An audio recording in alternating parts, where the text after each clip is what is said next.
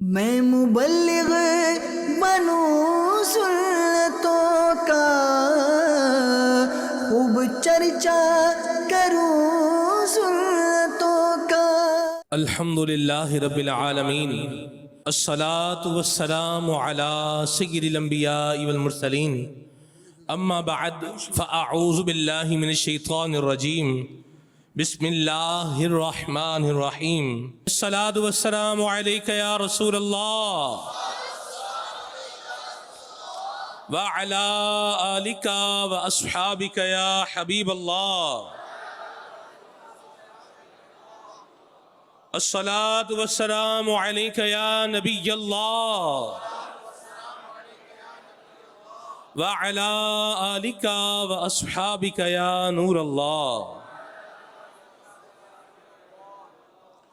एक बुजुर्ग फरमाते हैं कि मेरा एक पड़ोसी था, वो इस कदर नशा करता था कि नशे की वजह से उसे सुबह और शाम का भी इल्म नहीं होता था। मैं उसे नसीहत करता, नेकी की दावत देता और समझाया करता था, मगर वो मेरी किसी बात पर ध्यान नहीं देता था। एक रोज मेरे उस पड़ोसी का इंतकाल हो गया। इंतकाल के बाद मैंने उसे ख्वाब में बुलंद मकाम पर देखा। मैंने इस एजाज व इकराम वाला जन्नती लिबास देखा कि मैं हैरान हो गया। मैंने हैरानी से पूछा कि तुझे किस अमल के सदके ये मकाम नसीब हुआ है?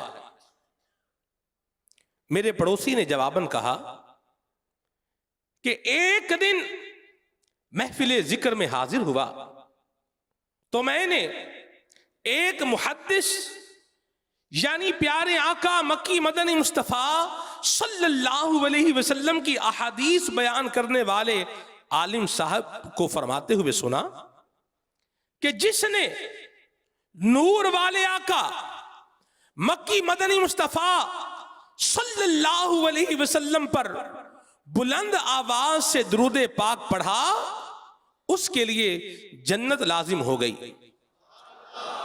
फिर मुहद्दिस साहब ने खुद भी प्यारे आका सल्लल्लाहु अलैहि वसल्लम पर बुलंद आवाज से दुरूद शरीफ पढ़ा।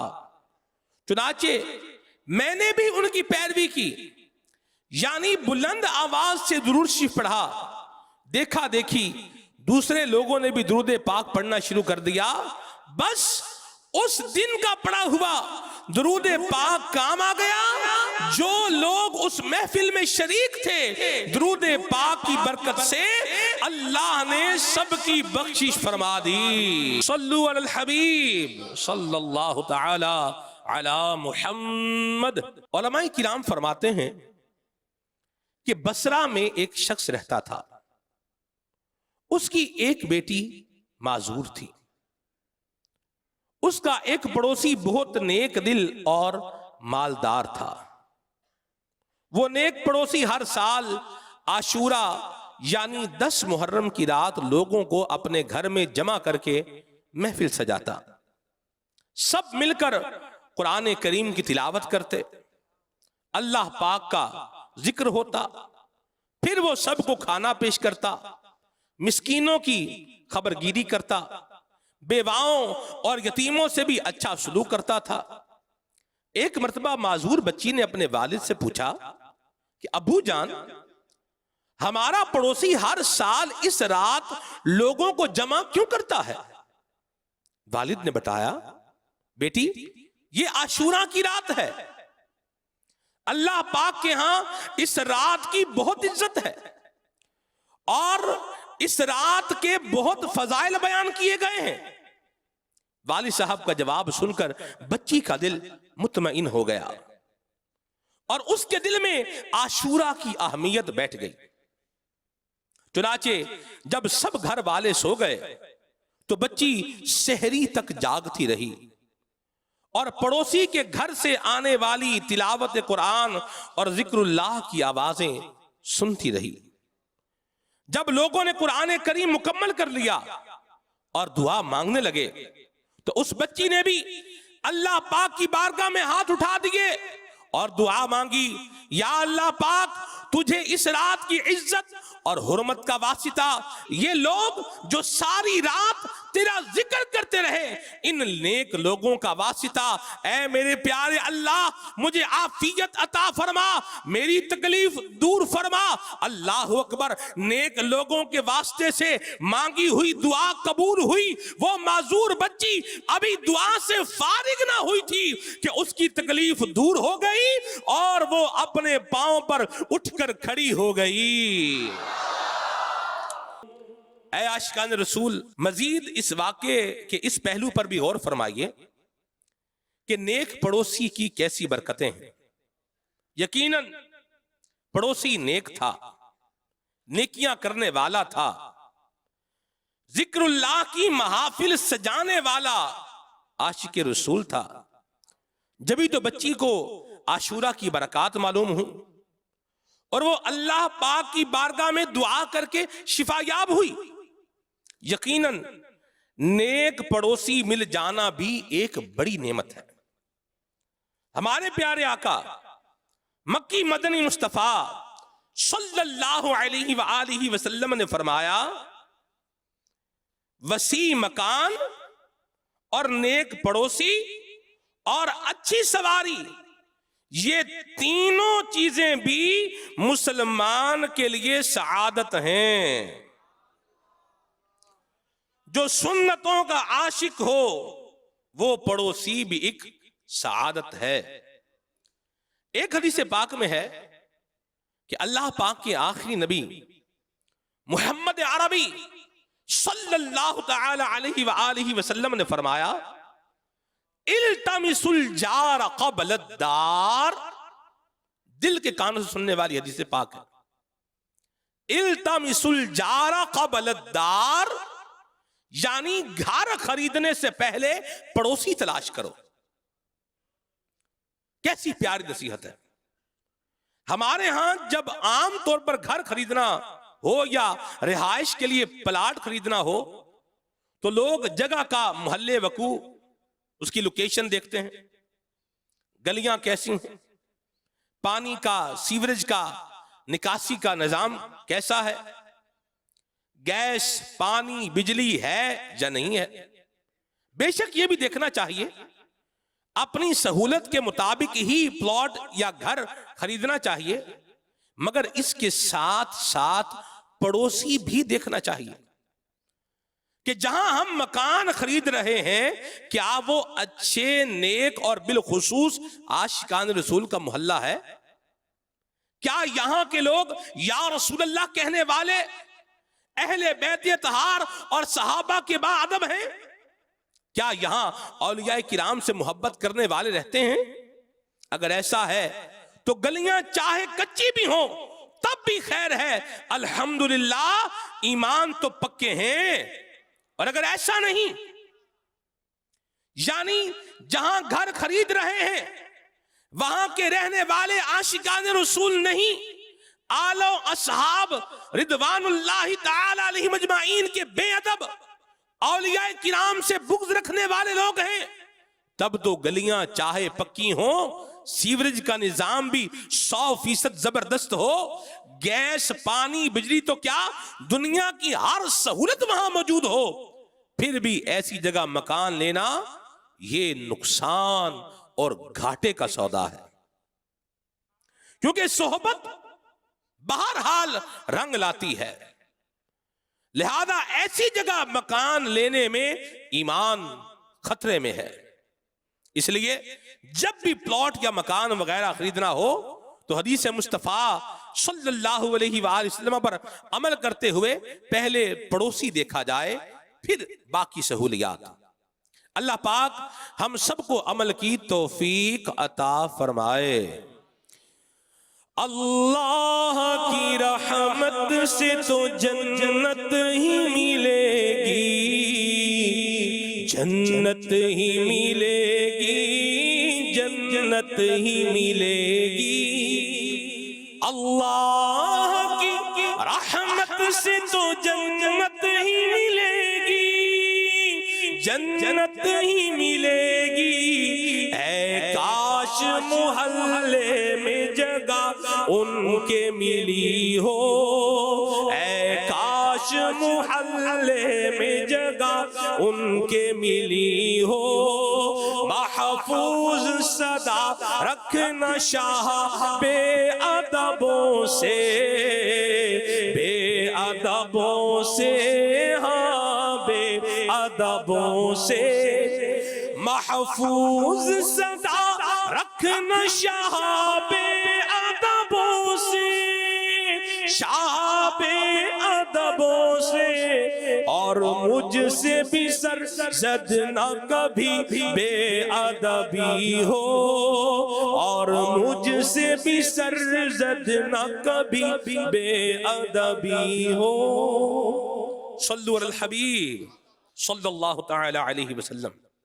ऐ आशिकान रसूल, यहां एक और नुक्ते पर भी गौर फरमाइए कि जिस तरह कोई दूसरा हमारा पड़ोसी है, इसी तरह हम भी उसके पड़ोसी हैं।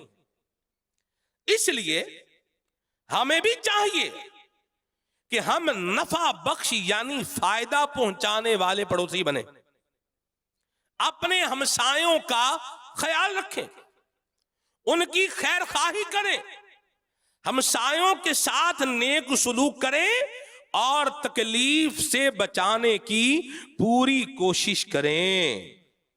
अल्लाह पाक पारा 5 सूरह निसा की आयत नंबर 36 में इरशाद फरमाता है, वअब्दुल्लाह वला तुशरिकू बिही शैआ, और अल्लाह की इबादत करो और उसके साथ किसी को शरीक ना ठहराओ।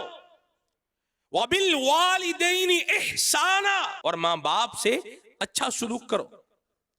वबिदिल कुर्बा,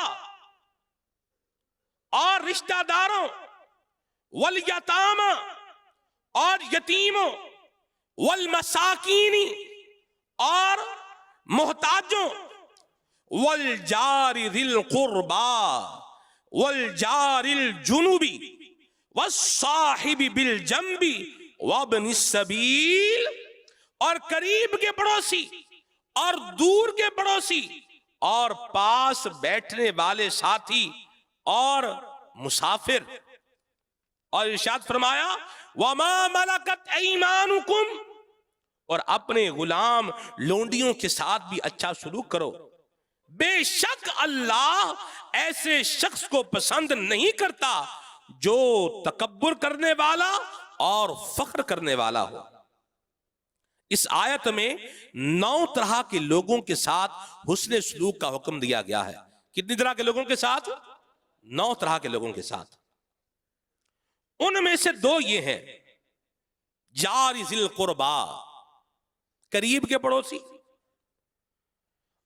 आगे फरमाया अल जारिल जुनुब, और दूर के पड़ोसी। एक वो पड़ोसी होता है कि जिसकी दीवार हमारे घर की दीवार के साथ मिलती है, मगर उसका दरवाजा हमारे दरवाजे से दूर होता है। मसलन हमारा घर एक गली में है और हमारे घर के बिल्कुल पीछे दूसरी गली की जानिब दूसरा घर है। दोनों घरों की पिछली दीवारें आपस में मिलती हैं, लेकिन गेट तो क्या है, दूर दूर है। तो फरमाया ये दूर का पड़ोसी है। और वो पड़ोसी जिसका दरवाजा हमारे घर के दरवाजे के करीब है, वो करीब का पड़ोसी है। यानी पड़ोसी का करीब या दूर होना दरवाजे के एतबार से है। जिसका दरवाजा हमारे दरवाजे के करीब, वो करीब का पड़ोसी, और जिसका दरवाजा दूर, वो दूर का पड़ोसी। उम्मुल मुमिनीन हजरत आयशा सिद्दीका तय्यबा ताहिरा रदियल्लाहु ताला अन्हा फरमाती हैं, एक रोज मैंने बारगाह रिसालत में अर्ज की, या रसूल अल्लाह सल्लल्लाहु अलैहि वसल्लम, मेरे 2 पड़ोसी हैं, किसे तोहफा दिया करूं? तो प्यारे नबी रसूल हाशमी सल्लल्लाहु अलैहि वसल्लम ने फरमाया, जिसका दरवाजा तुमसे करीब है। मशहूर मुफस्सिर कुरान हकीमुल उम्मत मुफ्ती अहमद यार खान रहमतुल्लाह ताला अलैह इस हदीस पाक के तहत फरमाते हैं कि इस हदीस पाक से मालूम हुआ कि पड़ोस का कुर्ब ये दरवाजे से होता है, ना छत से ना दीवार से। अगर एक शख्स के मकान की दीवार और छत हमारे मकान से मिली हुई हो मगर दरवाजा दूर हो, और दूसरे की ना छत मिली हो ना दीवार मगर दरवाजा करीब हो, तो ज्यादा करीब ये दूसरा ही माना जाएगा।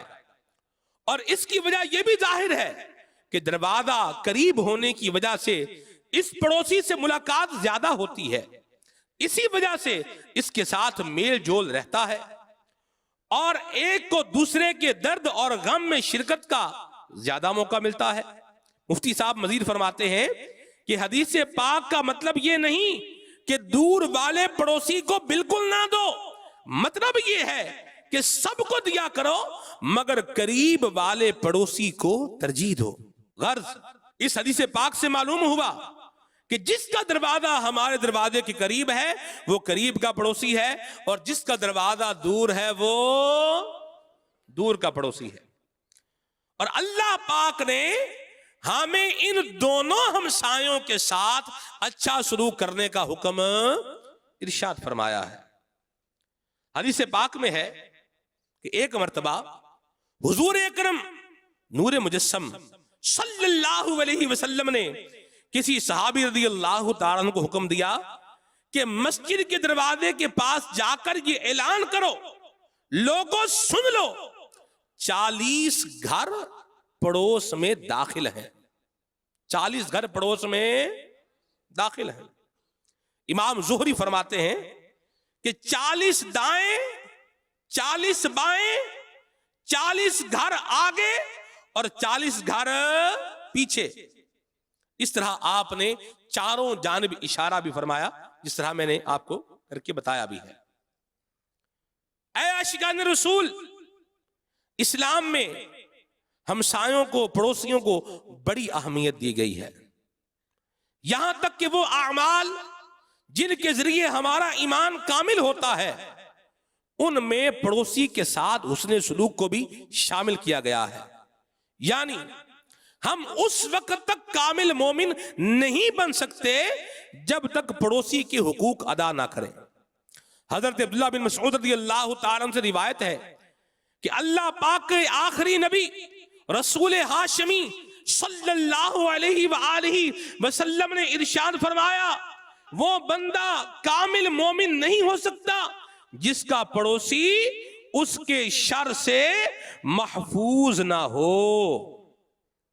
एक मर्तबा अल्लाह के आखिरी नबी रसूल हाशमी सल्लल्लाहु अलैहि वसल्लम ने 3 बार अल्लाह पाक की कसम उठाई, वल्लाहि ला युमिनु, अल्लाह की कसम वो मोमिन नहीं हो सकता।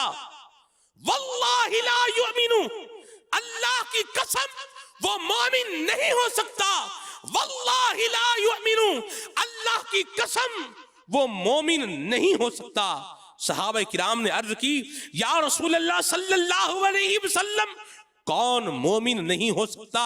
फरमाया, आका करीम सल्लल्लाहु अलैहि वसल्लम ने, ऐसा शख्स मोमिन नहीं हो सकता कि जिसका पड़ोसी उसके शर से महफूज ना हो। खैर खां हम भी पड़ोसी के बने, खैर खां हम भी पड़ोसी के बने, ये करम या मुस्तफा फरमाइए, ये करम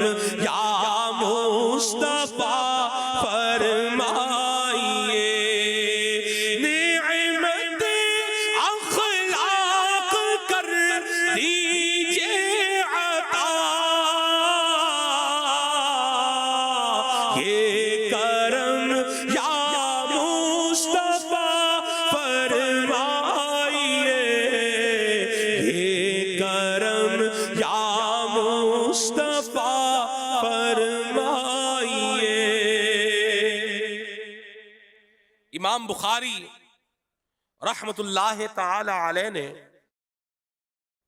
हदीस पाक बयान फरमाई है कि एक मर्तबा अल्लाह पाक के प्यारे और आखिरी नबी मक्की मदनी सल्लल्लाहु ताला अलैहि व आलिहि वसल्लम की खिदमत में अर्ज किया गया, या रसूलल्लाह सल्लल्लाहु अलैहि व आलिहि वसल्लम, फुला औरत रात भर इबादत करती है, दिन में रोजा रखती है, बड़ी नेक है, सदका और खैरात भी बहुत करती है, मगर वो अपनी जबान से पड़ोसियों को, हमसायों को तकलीफ पहुंचाती है।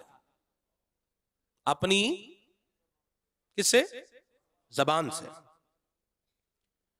प्यारे आका मक्की मदनी मुस्तफा सल्लल्लाहु अलैहि वसल्लम ने फरमाया, ला खैरा फीहा, उसमें कोई भलाई नहीं है। हिया मिन आहली नार, वो औरत जहन्नमियों में से है। सहाबा किराम अलैहिम रिदवान ने एक दूसरी औरत का जिक्र करते हुए अर्ज किया, या रसूल अल्लाह सल्लल्लाहु अलैहि वसल्लम, फुला औरत फर्ज नमाजें पढ़ती है, पनीर सदका करती है और किसी को तकलीफ नहीं पहुंचाती। इरशाद फरमाया, हिया मिन आहलिल जन्नह, वो औरत जन्नती औरतों में से है। ऐ आशिकान रसूल, आज इस हदीस पाक पर बार बार गौर करने की हाजत है। जरा सोचिए तो सही, जो अपने पड़ोसियों को तकलीफ पहुंचाता है वो किस कदर नुकसान में है, मगर अफसोस हमारे यहां इस बात का ख्याल नहीं रखा जाता। लोग अपने घर का कूड़ा कचरा उठाकर पड़ोसी के दरवाजे पर रख देते हैं, घर में वक्त बे वक्त उधम कूद मचाए रखते हैं, शोर करते हैं और इस बात की परवाह नहीं करते कि हमारे शोर से पड़ोसी को तकलीफ हो सकती है। किसी के यहां शादी ब्याह हो तब तो गोया पड़ोसी की नींद हराम हो गई। एक तो गाने बाजे का गुनाह, ऊपर से बड़े बड़े स्पीकर रखकर ऊंची आवाज में चलाते हैं। किसी को तकलीफ पहुंचे, किसी की नींद खराब हो, कोई बेचारा बीमार है उसे तकलीफ हो, छोटे बच्चों की नींद उड़ जाए, उन्हें कोई परवाह नहीं। बाज लोग रात के वक्त घर में ठोका ठाकी शुरू कर देते हैं। अगरचे ये गुनाह ना हो, मगर रात के वक्त अपने घर में भी ऐसे काम करने से पड़ोसी की नींद में खलल आ सकता है। लिहाजा ऐसे काम दिन के औकात में किए जाएं ताकि पड़ोसियों को तकलीफ ना हो। पड़ोसी को भाई ना हरगिज सताना, पड़ोसी को भाई ना हरगिज सताना, वगरना जहन्नम बनेगा ठिकाना। अल्लाह याज़ बिल्लाह। उम्मुल मोमिनीन हजरत उम्मे सलमा फरमाती हैं कि हमारे हमसाये की बकरी हमारे घर में दाखिल हो गई और उसने रोटी मुंह में उठा ली। चुनाचे मैं बकरी की तरफ गई और मैंने बकरी के जबड़े से रोटी खींच ली। सरकार आली वकार मक्की मदनी ताजदार सल्लल्लाहु अलैहि वसल्लम ने मुझे ऐसा करते देख लिया और फरमाया, ऐ उम्मे सलमा, बकरी को तकलीफ देना तुझे अमान ना देगा, क्योंकि ये भी हमसाये को तकलीफ देने से कुछ कम नहीं। अल्लाह पाक के एक नेक बंदे के घर में एक मर्तबा चूहे आ गए। उनके दोस्तों ने मशवरा दिया कि आप अपने घर में एक बिल्ली पाल लीजिए। अल्लाह पाक के उस नेक बंदे ने फरमाया, मुझे इस बात का खौफ है कि बिल्ली की आवाज सुनकर चूहे पड़ोसियों के घर में घुस जाएंगे। यूं मैं पड़ोसियों के लिए वो बात पसंद करने वाला हो जाऊंगा जिस बात को मैं अपने लिए पसंद नहीं करता। अल्लाह अकबर। अल्लाह हमारे बुजुर्गों पर रहमत फरमाए। ये तकवा और परहेजगारी की कैसी कैसी मिसालें कायम फरमा गए हैं। आजकल हमारे यहां तो पड़ोसियों के लिए पसंद ही वो किया जाता है जो खुद को पसंद नहीं है। अपने घर में कचरा रखना कौन पसंद करता है? मगर कचरा कुंडी दूर होती है, लिहाजा पड़ोसियों के दरवाजे पर ही कचरा रख देते हैं, ये थोड़ा उनकी तरफ छिड़का देते हैं। खवातीन घर का फर्श धोती हैं, अपने घर में तो सेहन का गंदा पानी जमा नहीं रखेंगे, लिहाजा गली में बहा दिया जाता है, जिससे गली में कीचड़ भी हो जाता है, गुजरने वालों को तकलीफ भी पहुंचती है। यूं और बहुत सारी सूरतें हैं कि लोग अपने लिए वो चीजें पसंद नहीं करते मगर पड़ोसियों को उनमें मुब्तला कर देते हैं। काश हम समझ पाए कि पड़ोसियों का मामला कितना हुस्सास है। एक मर्तबा मेरे और आपके आका मक्की मदनी मुस्तफा सल्लल्लाहु अलैहि वसल्लम ने फरमाया, आज वो शख्स हमारे साथ ना बैठे जिसने अपने पड़ोसी को तकलीफ पहुंचाई हो। एक शख्स ने अर्ज किया कि मैंने अपने पड़ोसी की दीवार के नीचे कदाए हाजत की है। हुजूर जाने कायनात फखरे मौजूदात सल्लल्लाहु अलैहि वसल्लम ने फरमाया, आज तुम हमारे साथ ना बैठो। अल्लाह अल्लाह, वो लोग जो पड़ोसियों को तकलीफ पहुंचाते और इसकी कुछ परवाह नहीं करते, वो जरा गौर फरमाएं।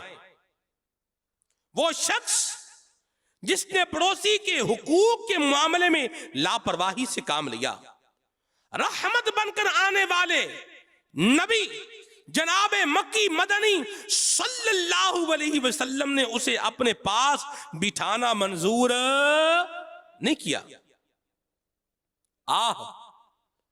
कयामत के दिन जब कोई हमारा हाल पूछने वाला नहीं होगा, मां इकलौते बेटे को छोड़े होगी, बाप बेटों से दूर भाग रहा होगा, भाई भाई से दामन छुड़ा रहा होगा, दोस्त अहबाब अजीज रिश्तेदार एक नेकी के लिए गिरेबान पकड़ रहे होंगे।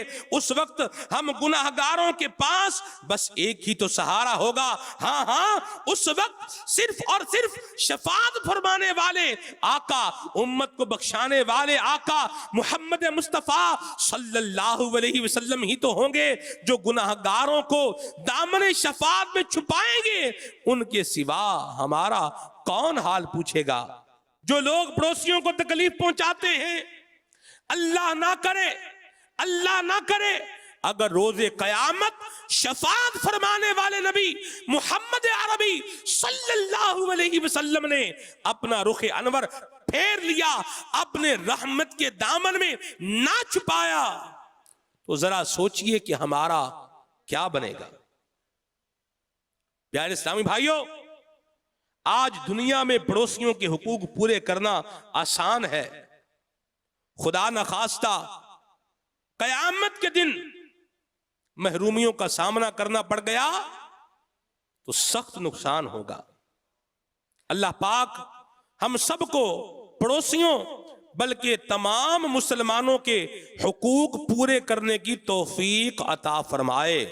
सहाबी रसूल हजरत अब्दुर्रहमान रज़ी अल्लाह तआला अन्हु आप फरमाते हैं कि एक दिन सरकार आली वकार मक्की मदनी ताजदार सल्लल्लाहु अलैहि वसल्लम ने वुजू किया तो सहाबा किराम इश्क रसूल में वारफ्ता होकर हुजूर जाने कायनात सल्लल्लाहु अलैहि वसल्लम के वुजू का बकिया पानी बतौर तबर्रुक अपने जिस्मों पर मलने लगे।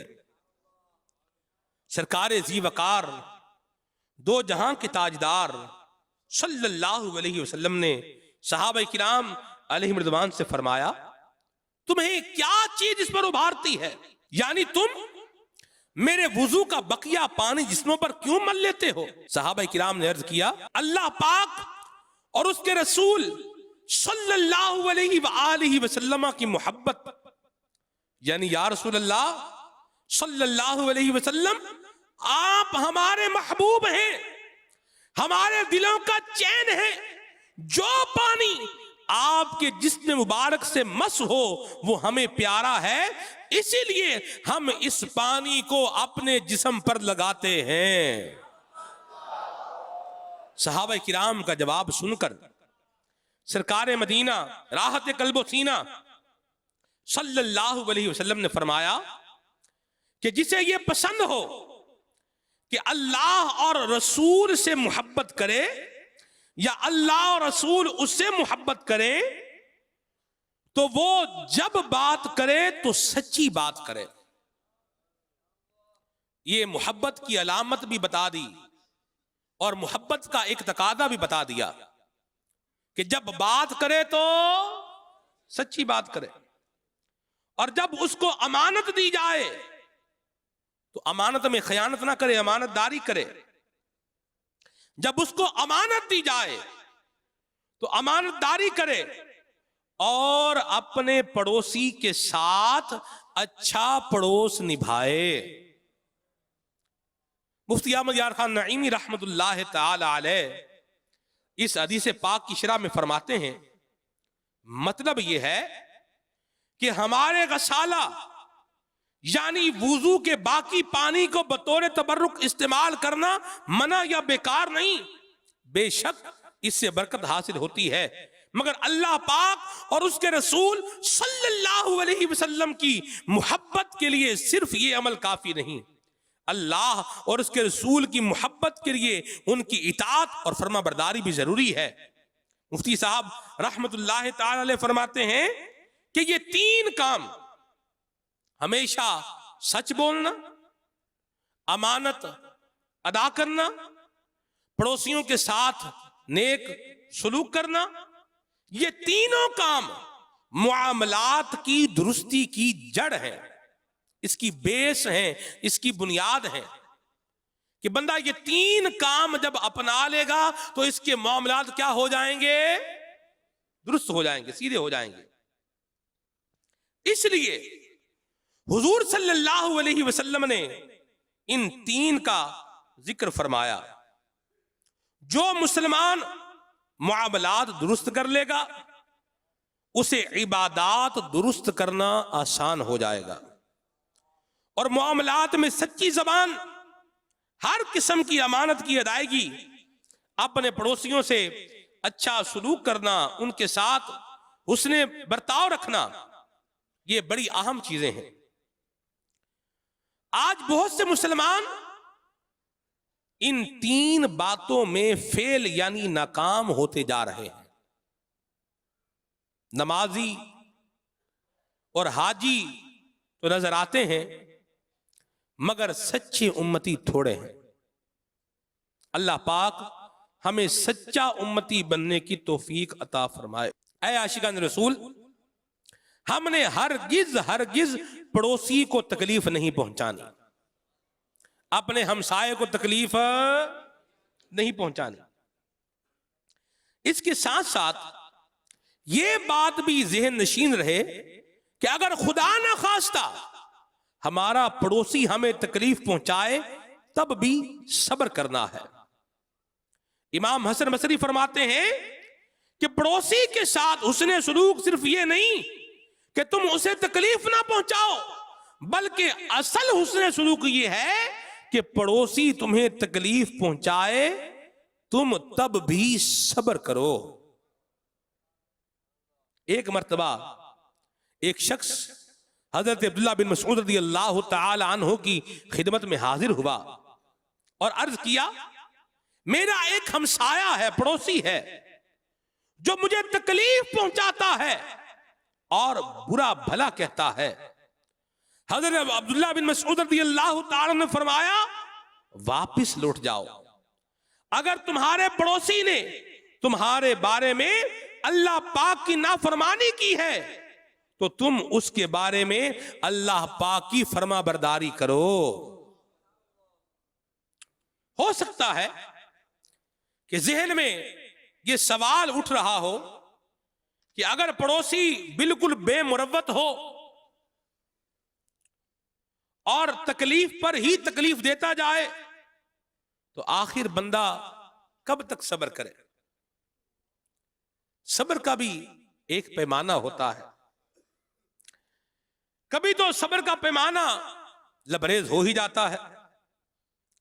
इस बारे में पहली बात तो यह अर्ज है कि पड़ोसी इतना बेमुरव्वत हो आम तौर पर ऐसा नहीं होता। कि बस तकलीफें ही दे रहा है, परेशान ही कर रहा है और बिल्कुल ऐसे काम कर रहा है कि बंदे का जीना मुहाल कर रहा है। आमतौर पर ऐसा नहीं होता। हुस्ने सलूक का मतलब होता है वो तोड़े तुम जोड़ो, वो जुल्म करे तुम माफ करो, और वो छीने तो तुम अता करो। ऐसा हुस्ने सलूक हमारे यहां कौन करता है? हमारे यहां तो कोई एक बार ताल्लुक तोड़ने की बात करे, लोग 1000 दफा तोड़ते हैं। नहीं इतना सही। कोई जुल्म करे तो बदला ईंट का जवाब पत्थर से लेना चाहेंगे, उससे मुंह तो मोड़ ही लेते हैं। जुल्म करने वाले को माफ कौन करता है? अलगर्ज अगर हम वाकई हुस्ने सलूक से काम लें तो ऐसा हो ही नहीं सकता कि सामने वाला फिर भी हमारे खिलाफ ही रहे। खैर, अगर बिलफर्ज पड़ोसी वाकई बहुत ज्यादा बेमुरवत हो और वो हमारे हकीकी हुस्ने अखलाक को किसी खातिर में ना लाए, तब भी बस सब्र सब्र और सब्र ही करना है और करते ही रहना है।